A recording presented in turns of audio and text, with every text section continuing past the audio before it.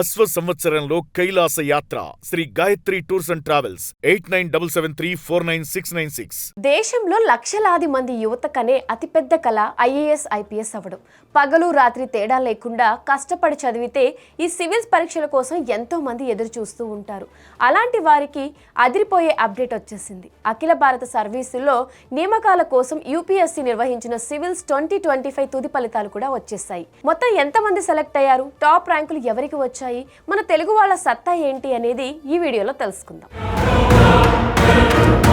తుది పరీక్షల్లో దేశవ్యాప్తంగా మొత్తం 958 మంది క్వాలిఫై అయ్యారు. ఇందులో జనరల్ కేటగిరీ నుంచి 317 మంది, ఓబీసీ నుంచి 306 మంది, ఎస్సీ నుంచి 158 మంది, ఈడబ్ల్యూఎస్సీ నుంచి 104 మంది, ఎస్టీ నుంచి 73 మంది ఎంపికైనట్లు యూపీఎస్సీ అధికారులు శుక్రవారం మధ్యాహ్నం ప్రకటించారు. ఈ సంవత్సరం టాపర్ల గురించి మాట్లాడుకుంటే జాతీయ స్థాయిలో ఫస్ట్ ర్యాంక్ కొట్టింది రాజస్థాన్లోని కోటాకు చెందిన అనూజ్ అగ్నిహోత్రి. ఈయన వయసు కేవలం 26 ఏళ్ళు మాత్రమే. పైగా మెయిన్స్ జోధ్పూర్లో ఎంబీబీఎస్ పూర్తి చేసిన డాక్టర్ కూడా.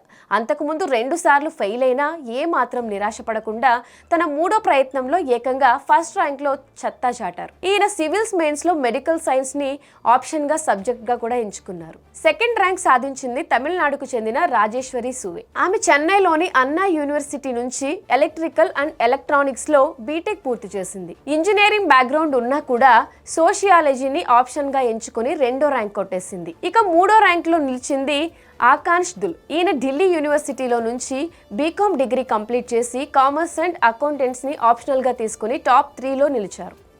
మన తెలుగు రాష్ట్రాల విషయానికి వస్తే మన తెలుగు తేజాలు కూడా ఈ ఫలితాల్లో దుమ్ము లేపేశారు. జశ్వంత్ చంద్ర అనే అభ్యర్థి 23వ ర్యాంకుతో మెరవగా సృజన అనే అమ్మాయి 55వ ర్యాంక్ సాధించింది. సృజన సక్సెస్ స్టోరీ చాలా స్ఫూర్తిదాయకం.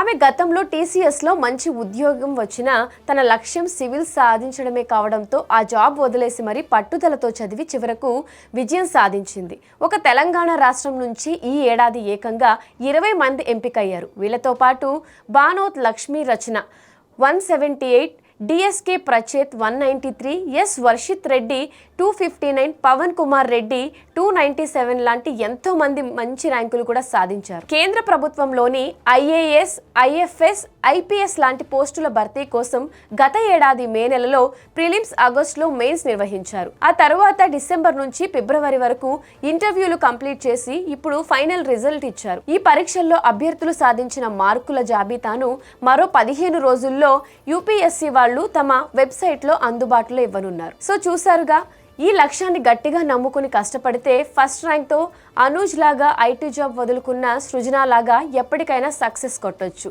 సివిల్స్ ప్రిపేర్ అవుతున్న వాళ్ళందరికీ ఈ రిజల్ట్ ఒక పెద్ద బూస్ట్ అని కూడా చెప్పుకోవచ్చు. ఈ వీడియో మీకు నచ్చినట్లయితే మీ ఫ్రెండ్స్కి షేర్ చేయండి. ఇలాంటి మరిన్ని అప్డేట్స్ కోసం ఇట్స్ యూ టీవీ ఛానల్ని సబ్స్క్రైబ్ చేసుకోండి.